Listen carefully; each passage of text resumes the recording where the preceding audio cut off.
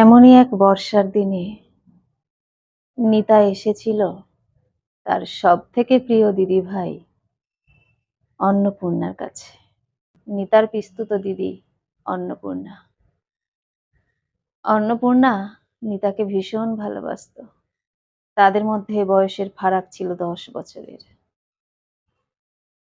নিতা ভেবেছিল, দিদি যখন আমাকে এত ভালোবাসে, আজকের এমন একটা দিনে দিদির কাছে গিয়েই আমি উঠব। দিদি নিশ্চয়ই আমাকে তাড়িয়ে দেবে না।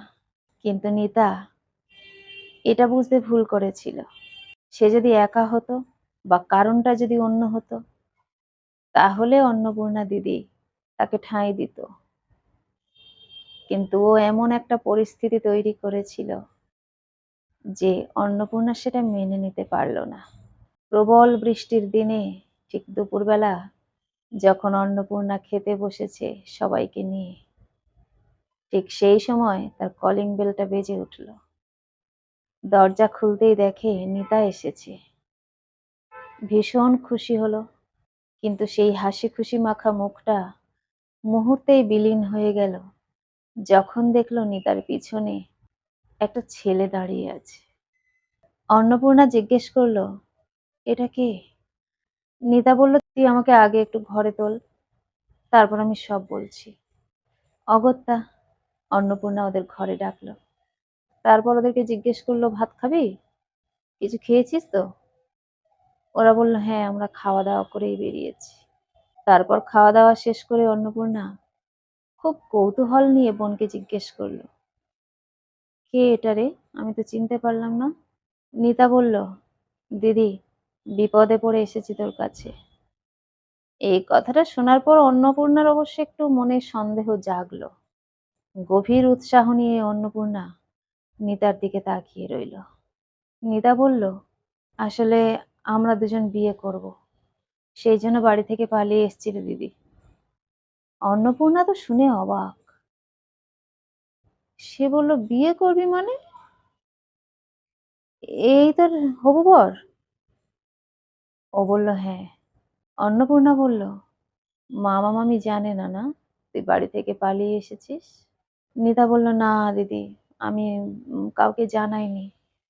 আগে বলেছিলাম যে আমি একজনকে ভালোবাসি, আমি বিয়ে করব তাকে। বাবা মা দুজনেই রাজি হয়নি বলে এই সিদ্ধান্তের কথাটা আমি তাদেরকে জানাইনি।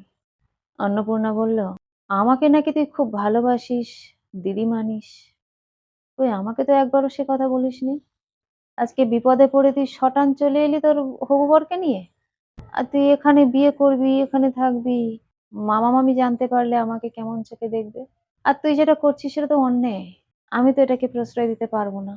নিতা তখন দিদির হাতে পায়ে পড়তে লাগলো। অন্নপূর্ণা বলল, তুই যতই আমাকে হাতে পায়ে ধর বোন, আমি পারবো না রে। তুইও জানিস আমিও তোকে ভীষণ ভালোবাসি, কিন্তু তুই যে কাজটা করছিস, এই কাজে আমি তোকে সাথ দিতে পারবো না। যদি মামা মামি রাজি না হয়ে থাকে, তাহলে তার একটা বিশেষ কারণ আছে নিশ্চয়ই। বলেই অন্নপূর্ণা ছেলেটার দিকে তাকিয়ে বলল, তুমি কি করো? কিছু কাজ টাজ করো? ছেলেটা বলল, না দিদি, আমি কিছু করি না। আমি আসলে পড়াশোনা করি, ওর সঙ্গেই পড়ি একসঙ্গে কলেজে।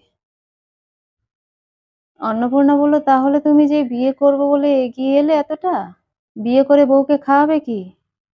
ছেলেটা বলল, আসলে দিদি, আমরা দুজন তো ভেবে রেখেছি যে বিয়ের পর বেশ কিছুদিন আপনার এখানে থাকবো, তারপরে বাবা মা সব ভুলে যাবে, বাড়িতে গিয়ে উঠবো, তেমন কোনো অসুবিধা হবে না।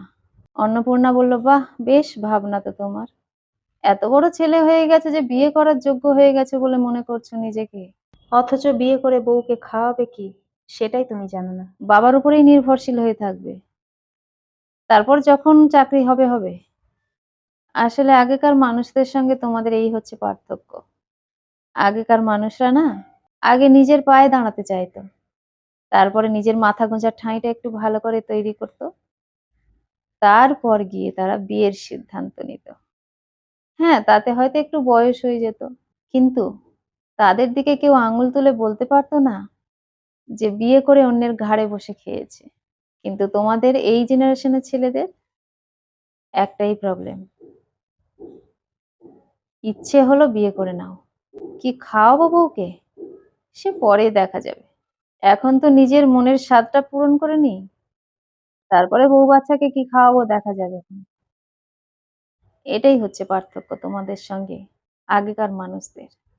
শুধু আগেকার মানুষরা নয় যদিও, এখনকার অনেক ছেলেরা আছে যে আগে নিজের পায়ে দাঁড়াবো, তারপরে বিয়ের কথা ভাববো। অসুবিধার কি ছিল? প্রেম করছিলে, তোমার বাড়িতে কেউ জানে না, আর ওর বাড়িতে কেউ জেনেও রাজি হয়নি। তো যেমন ভাবে ছিলে ওইভাবেই থাকতে। কলেজটা পাশ করার পর চাকরির চেষ্টা করতে, একটা চাকরি কিছু জুটিয়ে নিয়ে তারপরে বিয়ের সিদ্ধান্ত নিতে। এইভাবে বিয়ে করাটা আমার মনে হয় না কোনো ভদ্র ফ্যামিলির ছেলে-মেয়েদের কাজ। তাই বলি, ফিরে যাও তোমরা। কারণ আমি এটাকে কোনোভাবেই অ্যালাও করব না। নিতা ১ম বার তার এই দিদিকে যেন চিনতে একটু অসুবিধা বোধ করতে লাগলো। তার সেই অন্নপূর্ণা দিদি আর এই অন্নপূর্ণা দিদির মধ্যে যেন অনেক ফারাক দেখতে পেল। নিতা মুখ কালো করে তার হবু বরকে নিয়ে এখান থেকে চলে গেল। একদিন পর অন্নপূর্ণার কাছে নিতার ফোন এলো। নিতা তার দিদিকে জানালো, দিদি আমরা বিয়ে করিনি।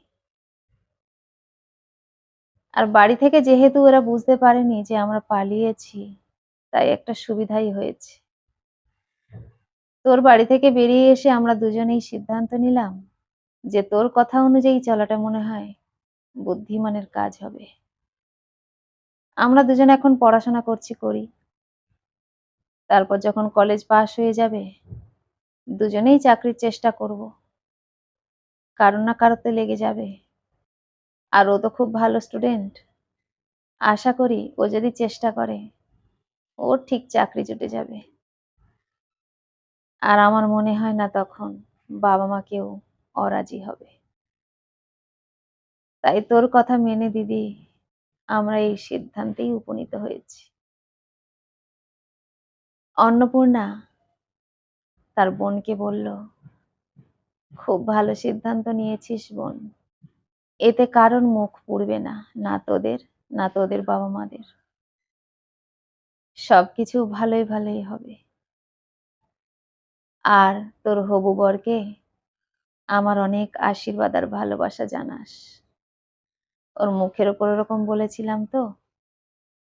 ওর এই সিদ্ধান্ত নেওয়ার পরে আমার মনে হলো আমি বোধহয় একটু কঠোর হয়ে বলেছিলাম। একটু ভালোভাবে বললে ভালো হতো। নিতা বলল, না না দিদি, ও বরং তোর প্রশংসাই করছিল। ও আমাকে বলল, সত্যি দিদি আমাদের এই কাজটাকে প্রশ্রয় না দিয়ে আমাদের অনেক ভালো করেছে। দিদির প্রতি আমি কৃতজ্ঞ থাকবো সারা জীবন। ও এই কথাই বলছিল রে দিদি। অন্নপূর্ণা ফোনটা রাখার পর মনে মনে ভাবতে লাগলো, জীবনে বোধহয় একটা অনেক বড় কাজ করেছে। দুটো বাচ্চা ছেলে মেয়েকে সঠিক পথের দিশা দেখিয়েছে। এটা ভাবতে ভাবতে অন্নপূর্ণার চোখ থেকে জল গড়াতে লাগলো। কলমে ও কণ্ঠে সোমা।